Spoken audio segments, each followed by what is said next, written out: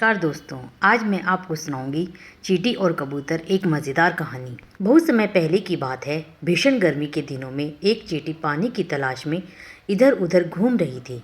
कुछ देर बाद घूमने के बाद उसने एक नदी देखी और नदी को देखकर चींटी बहुत प्रसन्न हुई। वह पानी पीने के लिए एक छोटी सी चट्टान पर चढ़ गई, लेकिन वह फिसल कर नदी में गिर गई। जब चींटी डूब रही थी तभी चींटी को एक कबूतर ने देख लिया। वह कबूतर जो कि पास के एक पेड़ पर बैठा हुआ था। कबूतर ने चींटी की मदद की। चींटी को संकट में देखकर कबूतर ने झट से एक पत्ता पानी में गिरा दिया। चींटी पत्ते की ओर बढ़ी और उस पर चढ़ गई।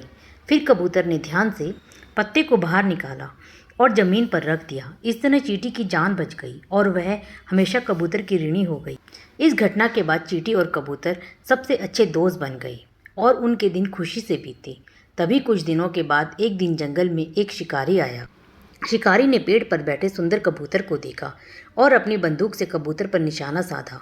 यह सब वह चींटी देख रही थी, जिस चींटी को उस कबूतर ने बचाया था। यह देखकर उस चींटी ने शिकारी की एड़ी पर काट लिया, जिससे वह दर्द से चिल्लाया और उसके हाथ से बंदूक गिर गई।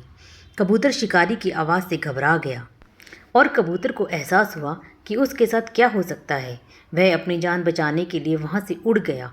जब वह शिकारी जंगल से चला गया, फिर कबूतर वहाँ से उस चींटी के पास वापस आया और उसकी जान बचाने के लिए चींटी का धन्यवाद किया।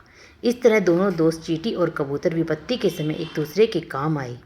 कहानी की सीख।